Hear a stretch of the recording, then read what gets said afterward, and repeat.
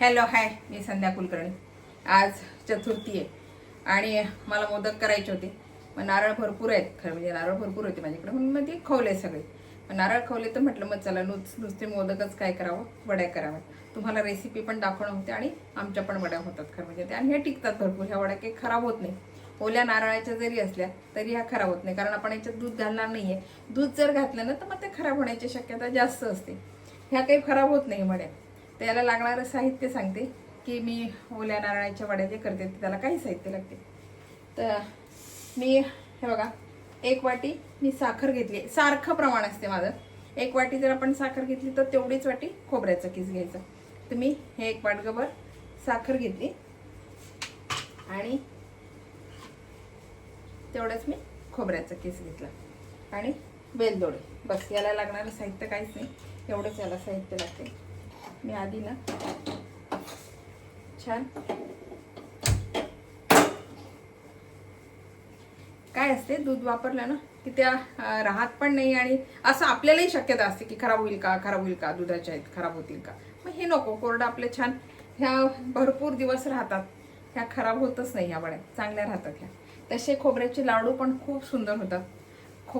रवा खोबरा लाडू पण खूप छान होतात. ती पण रेसिपी तुम्हाला एखाद्या वेळेस मी दाखवेल की झटपट होणारे रवा खोबरा लाडू खूपच छान होतात. अगदी इतके छान होतात ना ते लाडू. पटकन आणि पटकन होतात, त्याला वेळ पण नाही लागत आणि ते टिकतात पण, कारण त्याच्यात पण पाण्याचा बिलकुल नसतो, त्याच्यामुळे ते छान टिकतात. ही जी रेसिपी आहे ही आज म्हटलं चला, उपास आहे, माझा उपास असतो चतुर्थीचा, आणि उपास असल्यामुळे म्हटलं करावी ही रेसिपी. आता पटकन होते, याला फार वेळ नाही लागत. खोबऱ्यांच्या वड्याला फार वेळ नाही लागत, झटपट होतात. हे बघा, मी आता खोबऱ्याचा किस टाकते.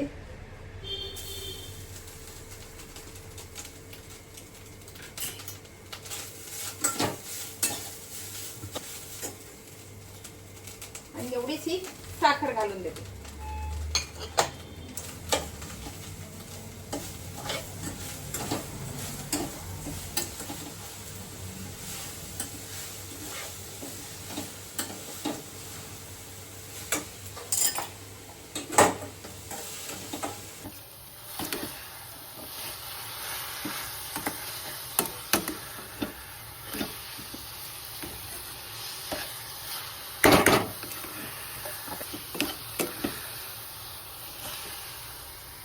आता हे ना सगळं घट्ट होईल, हे सगळं घट्ट होतंय. आपल्याला असं कळलं की आता व्हायचा गोळा होतोय, मग लगेच आपण ताटामध्ये, मी तूप लावून ठेवलेलं आहे इकडे, पटकन मग ताटामध्ये टाकता येईल मला. आणि आता ना याच्यामध्ये मी हे वेलदोडे घालणार आहे.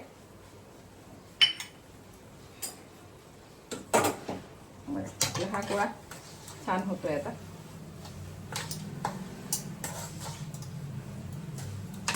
खोबरं छान भाजल्यासारखं केलं ना, म्हणून त्याचा कलर असा लालसर येतो, बदामी कलर येतो त्याला. आणि आता छान थापून घ्यायचं. आपल्याला जितकं पातळ पाहिजे तितकं.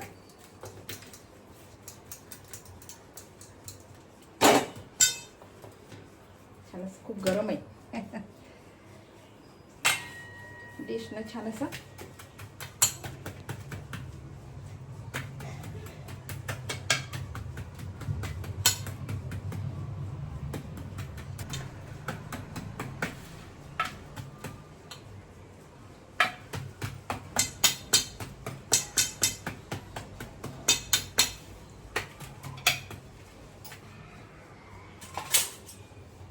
आणि लगेच याच्या वड्या पाडून घ्यायच्या.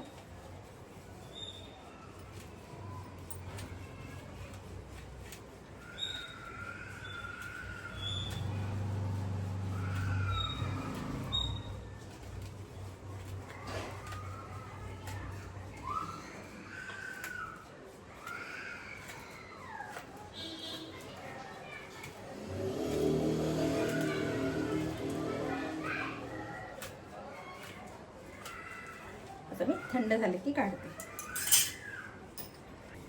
आणि हे बघा आता छान थंड झाले, तर एवढं थोडंसं आहेच गरम. हे वड्या, आपल्या खोबऱ्याच्या वड्या तयार आहे.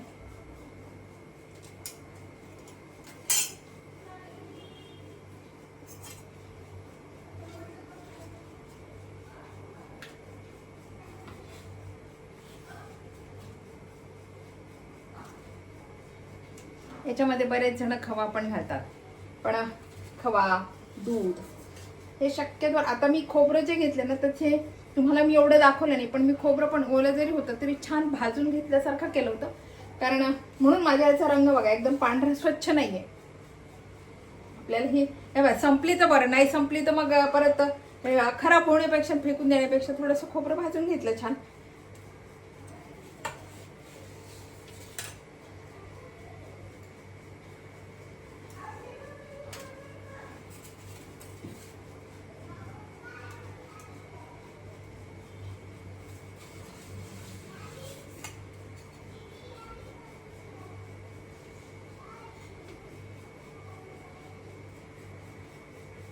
अजून थोडी गरमच आहे ती, आणखीन कडक होईल. थोडी थंड झाली ना की आणखीन कडक होते.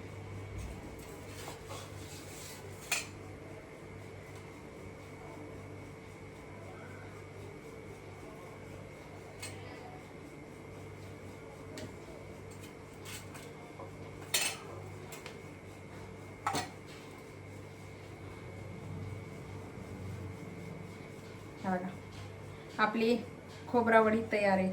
फार वेळ नाही लागला, रंग बदलला म्हणजे मी छान खोबरं भाजून घेतलं. त्याचं भाजलं म्हणजे थोडंसं छान जरा जास्त परतलं, त्याच्यामुळे थोडासा रंग त्याचा पिवळा म्हणजे हे आलाय. बाकी याच्यात काही घातलेलं नाहीये. आणि पांढरी स्वच्छ तर मग थोडंसं आदर कच्चं भाजावं लागेल आणि दूध घालावं लागेल. दूध घातलं तर पांढरं होते असं नाही की, पण थोडंसं दूध घालून मग त्याच्यामध्ये साखर घालून मग ते करावं लागेल. पण हे थोडीशी जरा भाजून घेतल्यामुळे रंग थोडासा असा आलाय त्याचा. आणि हे बघा अगदी छान आहे. अजून गरम आहे म्हणून एवढी कडक आहे. हे झाले की छान कडक होते हे बरं. हे पहा, ही रेसिपी तुम्हाला कशी वाटली, आवडली का? आवडली असेल तर लाईक करा, शेअर करा, सबस्क्राईब करा, म्हणजे असे नवीन नवीन व्हिडिओ तुम्हाला बघायला मिळतील. हे चतुर्थीची केली बरं का, हा चतुर्थी आहे ना म्हटलं चतुर्थीची माझी रेसिपी पण होईल आणि खोबऱ्याच्या वडा पण होती. बाय.